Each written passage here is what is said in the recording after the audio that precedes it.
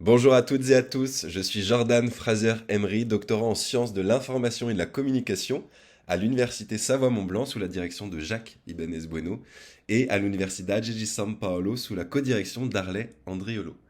Ma proposition pour le colloque était située à la marge de la notion de ville des données. Je suis ravi qu'elle ait été acceptée. Je souhaitais effectivement interroger les corps ignorés, les corps exclus de l'imaginaire urbain des data cities que s'est proposé de questionner ce neuvième colloque.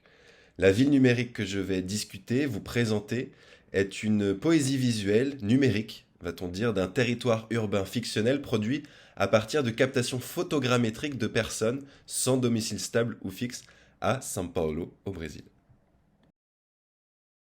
Pour la région métropolitaine de São Paulo, un chiffre de 2014 présente 1,5 million de caméras installées pour environ 20 millions d'habitants, soit environ un œil numérique pour 14 habitants. Dans la ville de São Paulo même, ce sont 20 000 caméras à reconnaissance faciale qui seront mises en service pour la fin de l'année 2024, avec l'infrastructure nommée Smart Sampa. Celle-ci vise, je cite, à moderniser et à étendre la surveillance des caméras dans la capitale en y associant le concept de ville intelligente. Officiellement, il est écrit que cette reconnaissance permettra toujours, je cite, de suivre une personne suspecte en surveillant tous ses mouvements et activités, en fonction de caractéristiques telles que la couleur, le visage, les vêtements, la forme du corps, les aspects physiques, etc. Le journaliste Ronaldo Lemos note même qu'à terme, ces caméras devraient être en mesure de détecter le vagabondage. C'est comme si le projet de la ville de São Paulo trouvait, dit-il, ses racines en 1893 lorsque le maréchal Floriano Peixoto, président du pays, créa un décret législatif qui autorisait la punition par le travail forcé des, je cite, homosexuels, vagabonds et caipueras qui étaient trouvés à ce titre poursuivis dans la capitale fédérale.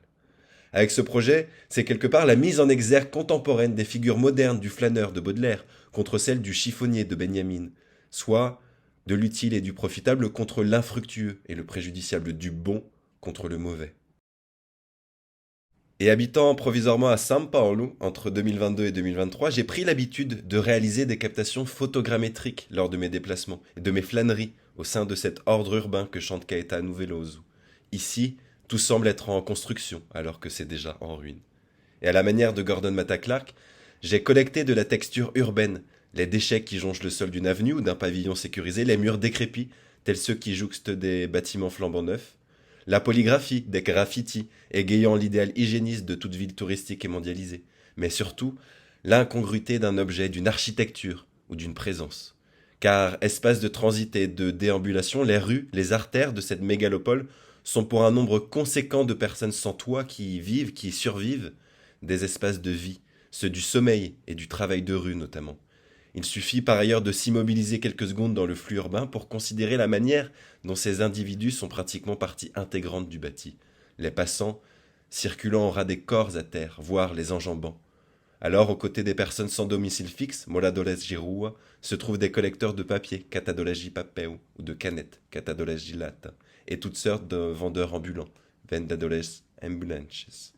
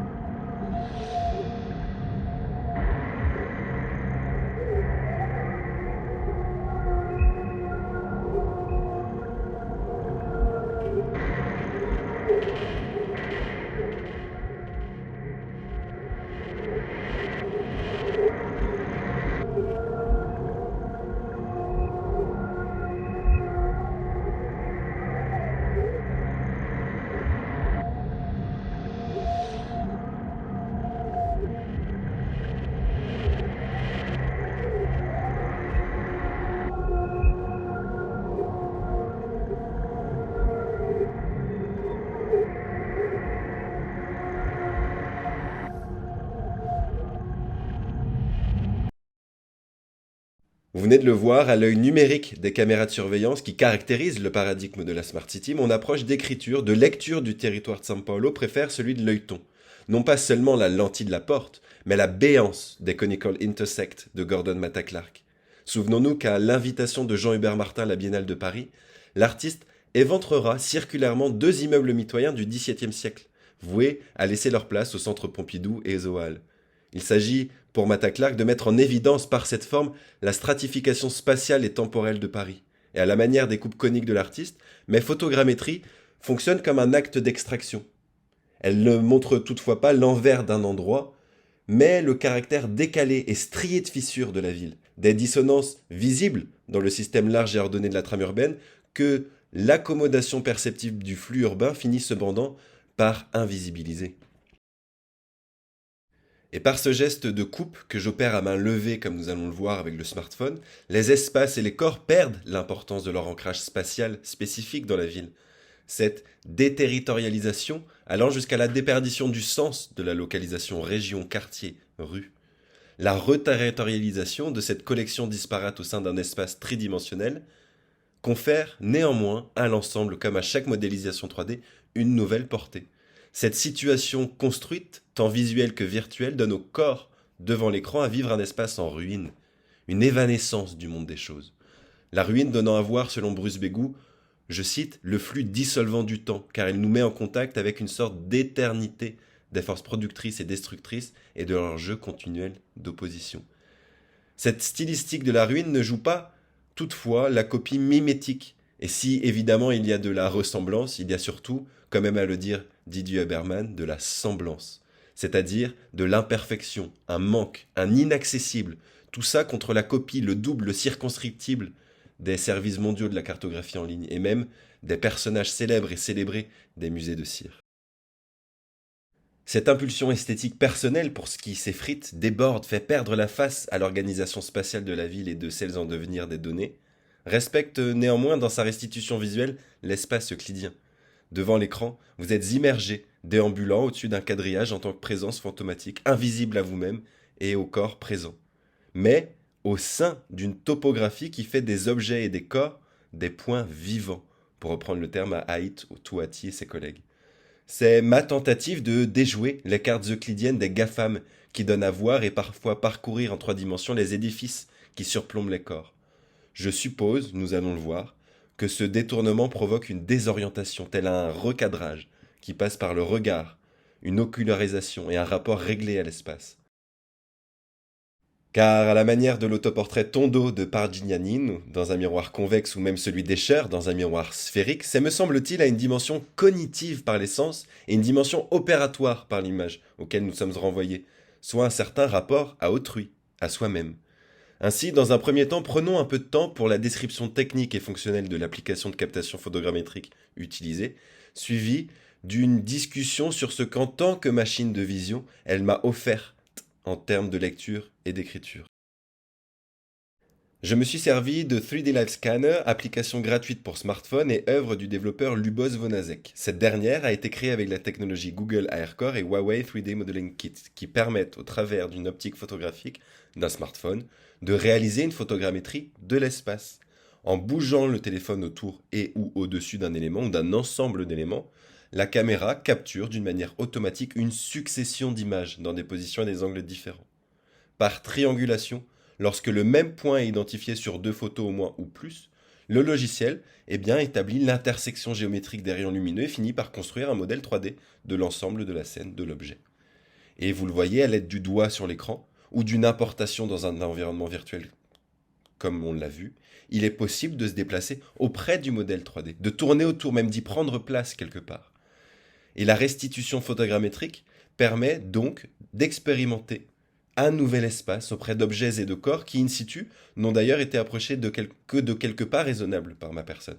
Mais ce nouvel espace n'est ni l'espace vécu de ces corps et de ces objets, ni même le mien. Il est une opération de calcul qui permet d'approcher, à partir de mes mouvements de captation, la main levée et le déplacement de mon corps, une situation. Et ce qui fait qu'on se détache d'ailleurs du photojournalisme pour une esthétique de la situation est en partie dû à cet entrelacement d'images numériques et d'images de synthèse. On le verra plus tard, l'application, elle n'est pas optimisée pour la captation des visages. Ces derniers restent toujours inaccessibles, ce qui accentue du fait la considération d'une situation et non pas d'une personne, c'est très important. Sinon, elle se trouverait, cette personne, dépossédée du pouvoir d'agir sur la circulation de son image, de son visage, celle que je mettrais en circulation. Ce n'est jamais le cas. Les corps à terre que je photogrammétrie sont généralement inertes d'un sommeil, d'une fatigue urbaine ou de l'infinie attente du mendiant. Cependant, le mouvement de captation à main levée, également orienté par les mouvements de mon corps, donne à certains de ces individus du mouvement. Comme si par la captation et la transcription particulière de ce média, les corps retrouvaient symboliquement une certaine vitalité. Surtout, cette mise en mouvement du corps, inerte, traduit le flux urbain et son écoulement laminaire au sein duquel est inscrite ma captation. Ce mouvement est de deux sortes. L'un est une traînée de matière, l'autre un flot de bouger, parfois les deux à la fois. Cet effet de traînée de matière que vous voyez ici semble transcrire l'effet du coup d'œil porté par le flux urbain ces individus se trouvant à ses pieds, étirant par sa fugacité ses corps persistants dans sa rétine un dixième de seconde. Cet étalement de matière, proche d'un coup de pinceau, proche dans son fonctionnement du flou directionnel du filet de la photographie, évoque la captation des déplacements du corps sur une seule image permise par la chronophotographie d'Étienne Jules Marais, notamment cette impression de fluidité donnée à la décomposition de la locomotion humaine ou animale d'ailleurs par le physiologiste. Néanmoins, peut-être sommes-nous plus proches des impressions psychiques ressenties dans la mobilité que prennent les futuristes italiens que sont les deux frères Anton Giulio Bragaglia et Arturo Bragaglia. Comme le note Pauline Martin, ces deux futuristes indépendants n'ont que faire de l'approche analytique du mouvement des faits de toute confusion proposée par Marais. Eux, ils s'intéressent à la continuité du mouvement. Ainsi, on retrouve par exemple l'effet du flou de bouger dans Change of Position. Et également dans ce portrait futuriste qu'ils font d'Umberto Bocchini et qu'ils nomment de polyphysionomique, et qui voit, vous le voyez, les oreilles, le nez, les yeux recombinés en parties fragmentaires du visage. La fixité et la dissolution conjointe de la face n'a d'ailleurs pas sans me rappeler les déformations des portraits de Francis Bacon, celui qui avec ses défigurations a signé l'un des plus beaux et troublants paradigmes, l'implosion charnelle de l'être humain, c'est-à-dire une rupture frontale avec la représentation communément admise de ce dernier et que cherchent absolument, au mieux, les caméras de surveillance. La représentation physique n'ayant jamais été la préoccupation du peintre. L'intérêt du peintre de Francis Bacon se portait sur les traits généraux à même d'exprimer la condition humaine, et c'est ça qu'il nous faut retrouver. Je le cite, car c'est précisément ce qui se donne à voir. Je voudrais que mes images aient l'air d'avoir été traversées par un être humain, comme un escargot qui laisse une trace de la présence humaine, comme un escargot qui laisse sa bave. Et justement, la rapidité de ma captation décélère par la superposition puis l'assemblage algorithmique des images captées le flux urbain auquel j'appartiens. Ce travail du temps et de l'espace se donne à voir à même le corps photogrammétrié en ce que cette décélération numérique du flux balafre le corps, voire le visage. Ma comparaison avec ces artistes tient donc au fait d'appréhender par l'image un rythme, tout en étant ramené au fait qu'il s'agit d'une modélisation figée, et non d'une image en mouvement. Car seuls les éléments figés ou très peu en mouvement sont captés. Les corps qui marchent, les voitures qui passent, ne le sont jamais. Il y a ainsi l'expression d'un différentiel de vitesse, la vitesse au sol, celle du transit des véhicules, des flâneries des passants, dont je suis à ce moment l'unique référentiel pour le logiciel. Et d'une manière contextuelle, la vitesse souterraine des lignes du métro, la vitesse dans les airs, celle des hélicoptères, des avions, toutes ces infrastructures qui offrent différentes vitesses, collectives ou non, qui contractent, dilatent du temps et des distances. Des spatio-temporalités marquées par et pour des genres, par et pour des expériences racisées, par et pour des classes géosociales. Pour Virilio, la ville était déjà composée d'un espace-temps synthétique, c'est-à-dire que les personnes occupent le temps du transport et de la transmission au lieu d'habiter l'espace, nous dit Buchatman. En fait, c'est sur les corps de ceux qui, malgré eux, habitent encore l'espace public que s'expose cette expérience sensible, ce différentiel de vitesse par la photogrammétrie. C'est de cette même manière que le corps semble drapé dans un tissu de pixels allant jusqu'à une fusion des textures. Le corps, en fait, s'amalgame avec son environnement et fait étoffe commune, Ça m'évoque une chrysalide autant qu'une housse mortuaire. Il y a donc quelque chose d'une politique de la surface du corps, puisque l'effet connote quelque chose qui colle à la peau.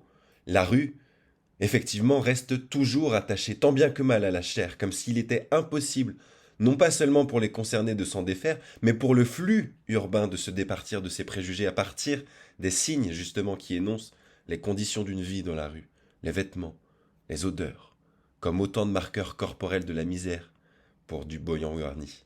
C'est ainsi aussi qu'à la fin de sa recherche ethnographique auprès d'une population de rue à Paris, Lucas Graeff se questionne: est-il possible seulement de sortir la rue du corps?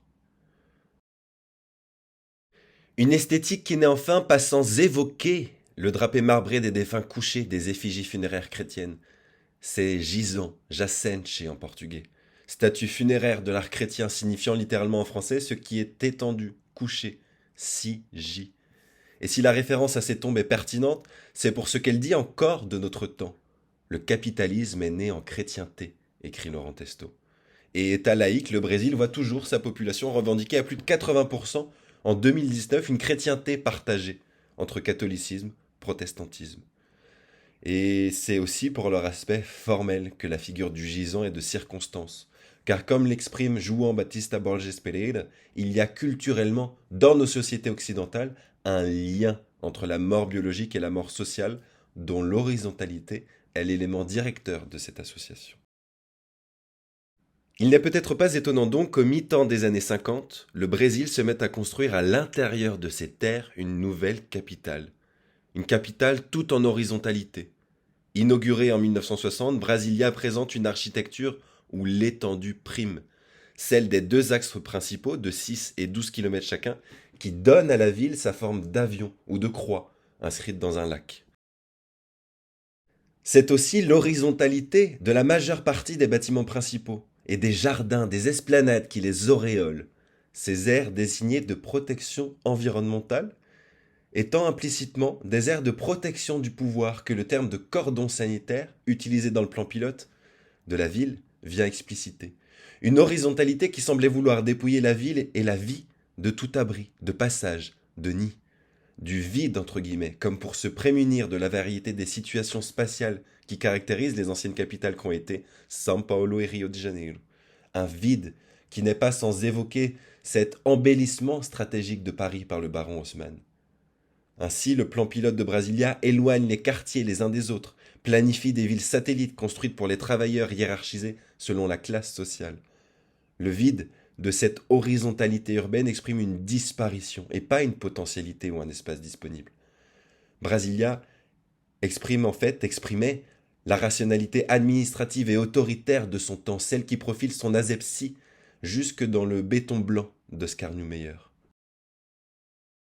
Et aujourd'hui, le syntagme de la ville intelligente, Smart City, tel Smart Sampa pour São Paulo, désigne une mutation dans la capacité d'une ville à utiliser les technologies de l'information et de la communication à des fins d'amélioration stratégique dans l'affiliation d'Haussmann.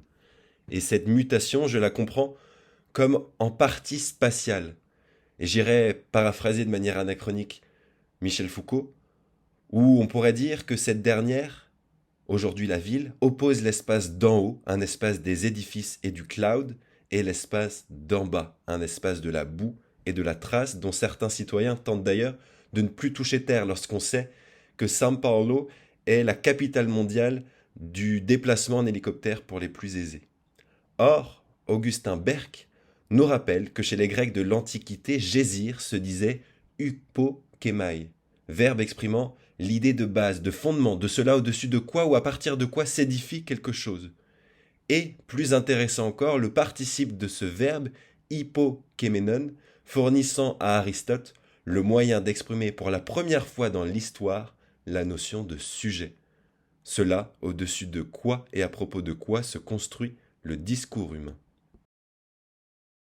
Dans High Rise Um Lugar ao Sol, le réalisateur Gabriel Mascaro installe sa caméra au cœur de 9 appartements terrasses, des penthouses, des propriétés luxueuses et ultramodernes de São Paulo, Recife et Rio de Janeiro. J'ai toujours habité avec le regard dirigé vers le haut. Je vois les choses comme si j'étais près du ciel, énonce l'une des propriétaires. Deux époux évoquent, eux, les tirs entre deux gangs rivaux qu'ils observent depuis leur appartement, je cite, plutôt tragique, mais très beau. Je ne sais pas ce qui se passe entre ces deux gangs, mais ils échangent des coups de feu et les balles sont très colorées. Elles nous montrent leur chemin. Elles sont magnifiques. Nous avons un feu d'artifice gratuit presque tous les jours. Ce que démontre, le documentaire de Gabriel Mascaro, c'est qu'il y a des genres de vie qu'on considère déjà comme des non-vies, pour le dire avec Judith Butler, précaires, non dignes de deuil. Et il me semble que cette appréciation peut être en partie expliquée par une distanciation phénoménologique entre certains groupes de corps. Que ça soit depuis un hélicoptère, depuis un penthouse, par le biais d'une caméra intelligente surplombant les flux urbains ou par l'indifférence même pour les corps à terre que la course urbaine esquive du regard. Esquive pour se concentrer dans l'horizon rationnel des édifices. Avec les grandes villes et la vie de l'esprit, issue d'une conférence donnée en 1902, Georges Simmel appréhende la grande ville en termes d'expérience corporelle. L'auteur y considère la fonction sociale des sens au sein de laquelle l'influence sensorielle mutuelle et la perception, la vue, sont primordiales. Le regard, et plus précisément l'échange de regards, est le phénomène, dit-il, d'interdépendance le plus immédiat, le plus pur dans l'absolu. Or, l'accélération du temps porte l'individu en fuite devant les manifestations corporelles de la douleur, écrit en retour Shinnar Senet en 2002. Les grandes artères où circulent les personnes et les véhicules, tout comme le transport des données numériques qui nous concernent, montrent que le contact physique quotidien entre citadins ne correspond plus à une rencontre d'affect et de signification. Mon exploration visuelle s'inscrit dès lors dans ce que Judith Butler a nommé être le contexte d'un monde plus vaste et structuré tout entier par l'inégalité, l'exploitation et les diverses formes d'effacement.